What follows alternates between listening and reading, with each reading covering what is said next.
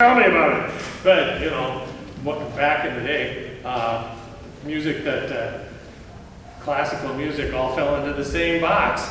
It was like Bach, Beethoven, and Brahms. You realize, of course, that Bach, Beethoven, and Brahms did they ever overlap? Bach was dead before Beethoven was born. Beethoven was dead before Brahms was born. It was like, but we had this idea that they were all the same, that they all fit into the same style, and it was just neat to think in these other terms. Why do I tell you this? Well, number one, the first thing on this concert is by Jonathan Leshnoff, and it's called Rush. And I believe a few years ago the symphony did another piece by Jonathan Leshnoff, because I remember looking him up and talking about it. It wasn't this same piece, but he lives in Baltimore, and there was a connection with Mark-Ann Thacker in Baltimore, so I'm guessing that maybe that's how that happened. But be that as it may, Rush was written in 2008, and it happened because somebody asked Jonathan Leshnoff to write a handful of like 2-minute piano pieces, and so he did. And the person liked them so much, he said, "How about choosing some of them and turning them into an 8-minute piece of music for an orchestra?" And so he said, "Okay." And so this is what you get. Rush, according to what I have read, is sort of, when I was listening to it, it's kind of inhaling and exhaling. It starts out really vigorous, and then it has a very sort of smooth, comfortable, then it gets vigorous again, and then more smooth and comfortable, and then finally vigorous once more, and that's the whole 9 yards. So it's in 5 sections. Curiously, this is one of the things that is very cool about the 21st century and music in the 21st century.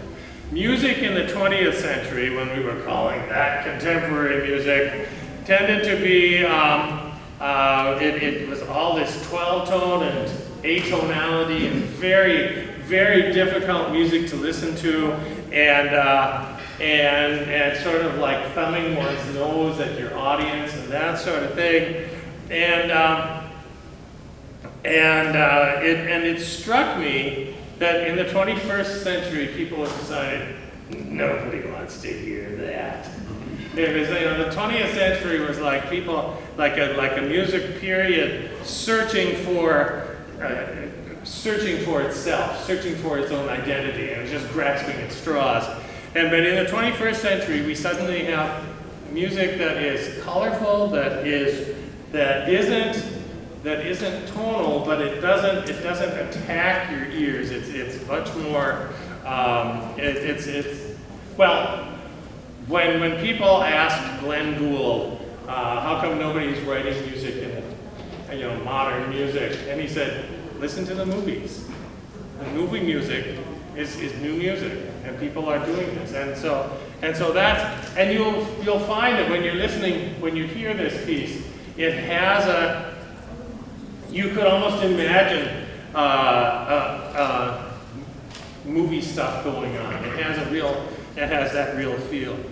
All right, the second piece on the program, Mozart's First Flute Concerto, Herschel number 313, written, you really wanted to know that, written in 1778. Mozart was 22 years old at that point. He had just left Salzburg, in part because the Archbishop Colloredo in Salzburg, who had real problems with his ego or whatever. He was a difficult person to be around. And Mozart and his father decided, well, let's find another place to go. So his father stayed in Salzburg, sort of like putting his foot in the door just in case Mozart didn't get any new patrons or anything. And so then Mozart left with his mother, and they went traveling. They went to Mannheim and then ultimately to Paris. When they were in Mannheim, of course, the thing that Mozart discovered, that when you are 22, the problem was the redundancy of child prodigy. He was no longer a child, therefore he was no longer a prodigy. And so he was just sort of like, no, he's just this composer now. He wasn't this Wunderkind. And so when he got to Mannheim, and everybody in Mannheim was all Stammetzes. That was the Johann Stammetz and Joseph Stammetz and ultimately Karl Stammetz, whom Mozart did not like. Mozart thought Karl Stammetz drank too much. But anyhow, nepotism was rife there.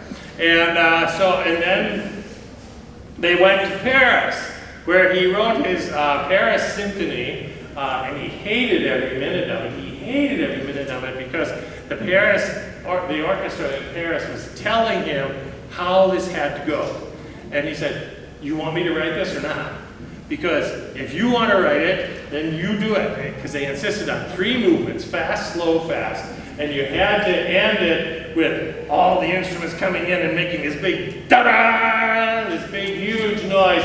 And it was just so formulaic. And he said, I got nothing to do here.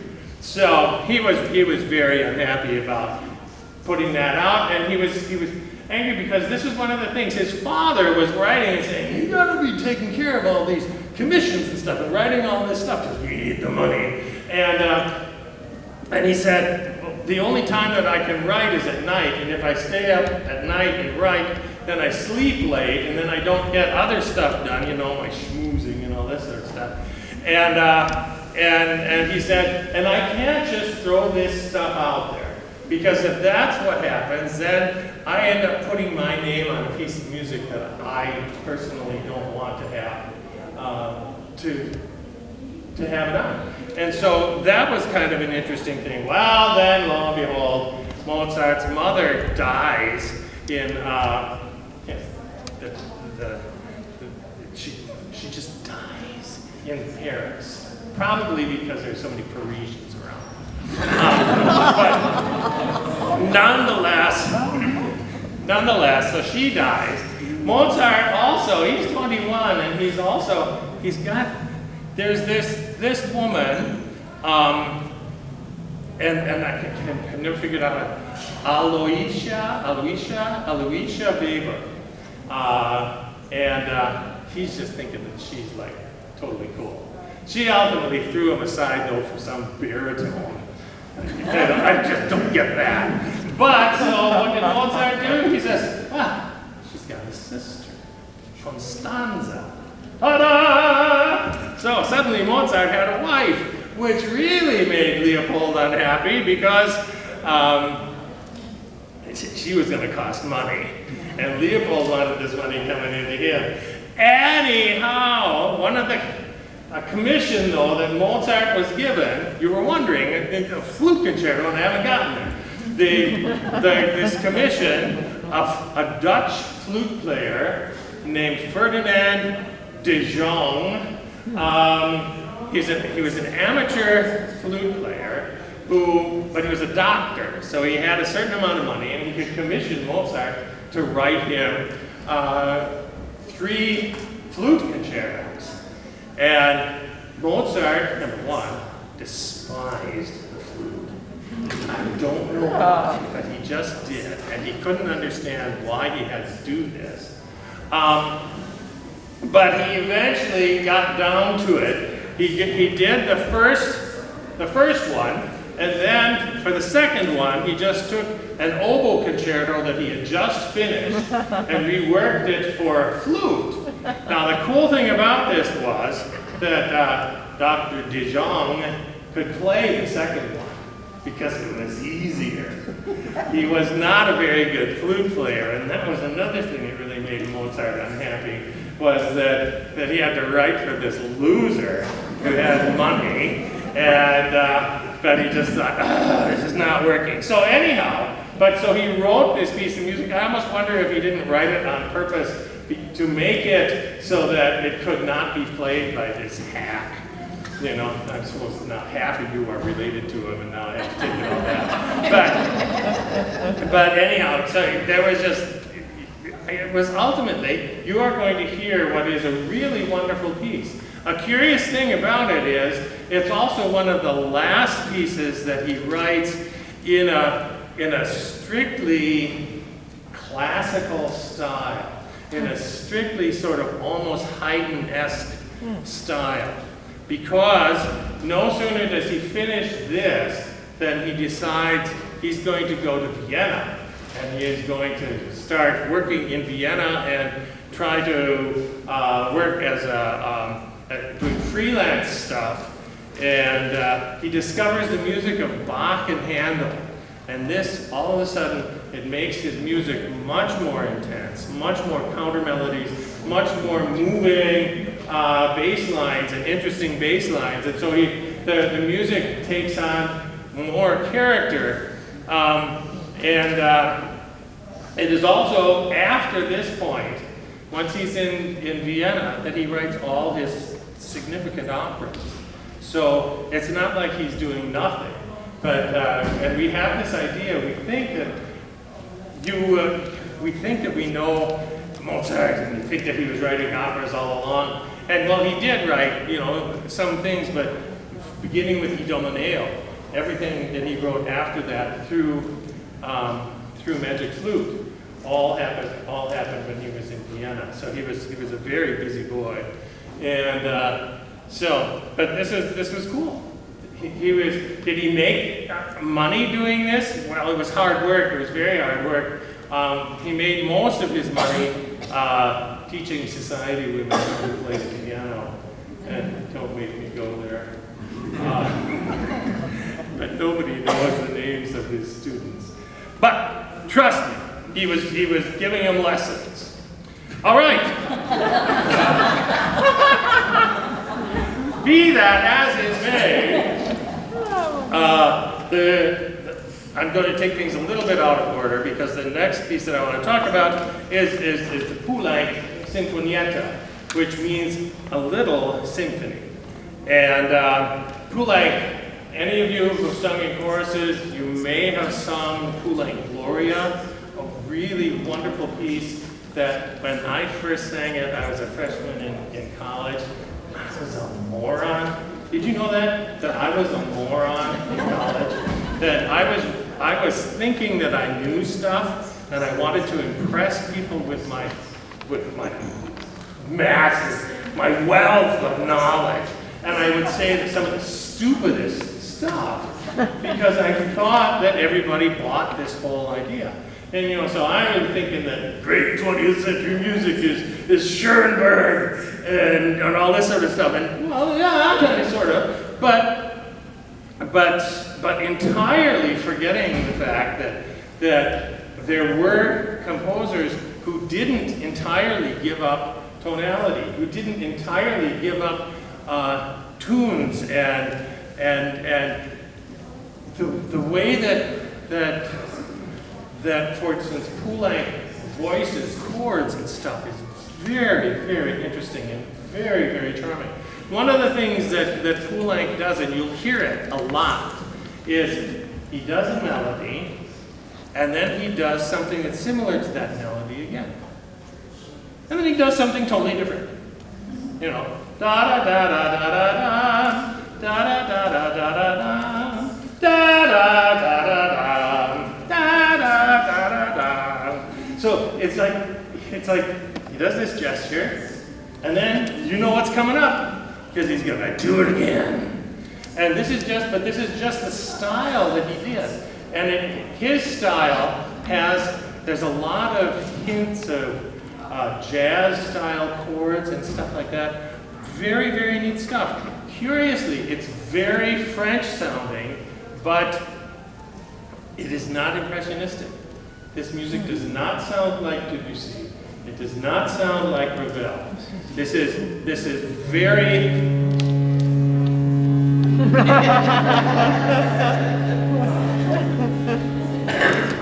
I don't suppose it's telling us it's foggy. But anyhow, so because I always had this idea, don't you want to just scream? I always had this idea that French music sounded like Debussy. I was like, no, Debussy sounds like Debussy. But Poulenc, for instance, aside from things like the Poulenc Gloria, he also did an organ concerto for organ, strings, and timpani. That's like way cool. Trust me, I know this. I know this. He also wrote 4 motets for the Christmas season, and 4 motets for the Lenten season. If you've sung in choirs, you've probably sung them, and they're just wonderful, wonderful pieces. So, and he also wrote Dialogues of the Carmelites, which is an opera that is very, very powerful. Truckloads of female voices, because of course the Carmelites are nuns. And so the cast is all a bunch of nuns who eventually get their heads chopped off. Ooh, spoiler alert. But anyhow, so this is what you get. You have this sinfonietta that is 4 movements, like a symphony. The first movement, it says Allegro con fuoco, which is lots of fiery and that sort of stuff. But and what's really cool about it is the ending. When it gets to the end, it's so cool at the end of the first movement. And you think, wow, he can get better than that. The second movement is a scherzo, molto vivace, and it's an ABA form, and the end is just very crisp. It's amazing. It's cool. Yes, I know, I say cool a lot.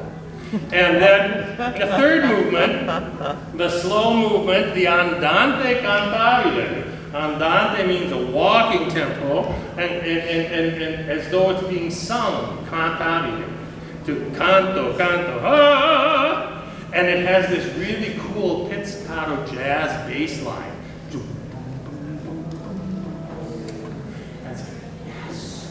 We can listen to this. And then the last movement, some say très vite et très gai, or vielleicht prestissimo et très gai. The last movement is a rondo, very much in the style of Haydn symphonies, which do these rondos. And you will recall from previous talks like this, and I talked about a rondo. The form of a rondo is A, B, A, C, A, D, A. Each time the melody comes back, that's A. And that's how this goes. And that's where abracadabra comes from. You see? So now you can just do that. Abracadabra. A, C, A, D, A, B, A, C, A, D, A. So you get this tune that's very catchy, and then it goes off. All of a sudden, it comes back. And then it goes off. And it comes back. And then the D section usually is in kind of a minor. But so you just get this, it's like letting you know this is very crazy, it's supposed to, the whole thing is supposed to be lots of fun and very sweet and very charming. However, you will be glad to know that just because it's sweet and charming and lots of fun does not mean it's easy. My wife is playing in the orchestra, and she's been exhausted by the time she's done playing this, because it's very, very, very intricate and but very French. And so I'm just saying, it's a really cool piece. The reason that I told you about that one is because I wanted to save the Beethoven for the last, because this is the whole essence of this concert is music that you that you haven't heard, but you kind of know it. that sounds like Mozart. This sounds like this 21st century energetic sort of stuff, sort of like movie music almost. This sounds like this French movie music as well, who like really does have that kind of aspect to it as well.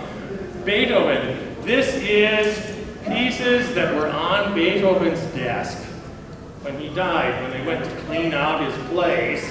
Lo and behold, there were all these notes, and they're thrown into a box, and nobody really felt much, except that he had told people since like 1817 that he was writing this symphony, this 10th symphony, and he kept telling them, yeah, it's happening, it's going on, and I would guess that he probably was getting a little bit of his commission in order to keep him going, and whether he actually was really working on it a lot or not, one doesn't really know, but let's say he was, you know, because he didn't clean out his bedpans, and so he was famous for that. But so he obviously had time to compose. Sorry. Be that as it may. So here is this guy, Beethoven, and he is writing a piece of music, and he doesn't finish it. And people will say, well, but when you look at the other stuff that he was writing at the same time, the last two string quartets, which, trust me, are really wild, harmonically, really wild, really interesting stuff, and very sort of challenging for anybody. And the idea that in these notes for the 10th symphony, one of the things that you get is this quote from the Pathétique piano sonata.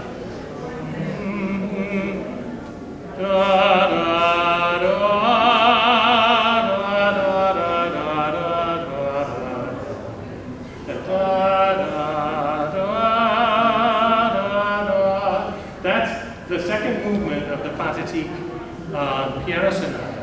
And you could say, well, you know, he already wrote that. Yes, he wrote that in like 93 or 94, something like that. But composers, they had this tendency, if there was a piece that they wrote that they really liked, it kind of sat there in the back of their heads. And I don't put it past Beethoven that he really liked this piece.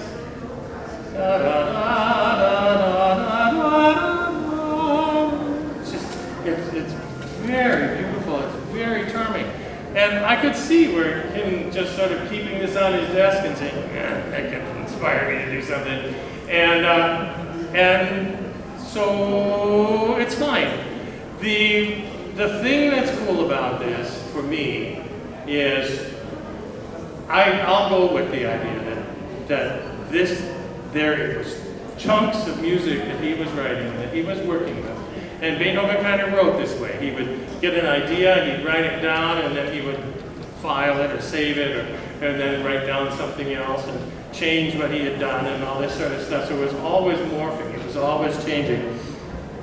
And so, yeah, I can see that this gives us an opportunity to look at the music that he was looking at when he passed. What was happening in his head? What was he thinking about? And to just realize this is not the 10th symphony, but it is a collection of musical ideas that were put together by somebody, by a man named Barry Cooper, who put these together. He is a Beethoven scholar, and so he tried to put this together in a way that maybe Beethoven would have done, or that sounds like it's copacetic with what Beethoven would have done. And so we get a chance to hear this music, to hear this, and to see the idea of this style carrying through just one piece longer than we have gotten with Beethoven in the past. So the idea ultimately with this entire concert is that you get these chunks of musical ideas from different points in the history of music. You will hear a 21st century piece. You will hear a piece by Mozart that you probably have never heard before, but it sounds like Mozart. And you will hear this French piece by Poulenc that dang, it sounds French. And it just does, and you hear this, and you've never heard it before, but you've heard it now. And the idea of being aware of styles, and being aware that yeah, this isn't the 10th symphony, but it's the collection of bits and put together in a style that sounds very Beethoven. I think this is a very interesting concert. I heard people talking about this claiming, oh, I don't like it, why don't they do something that people know? And it says, they do know this. You know what? You know what this sounds like. You know what this. Just let it happen. Enjoy this. Because I think this is fun. This is like, you will be tested later on. Thank you all so very much. I look forward to doing these again. Thank you.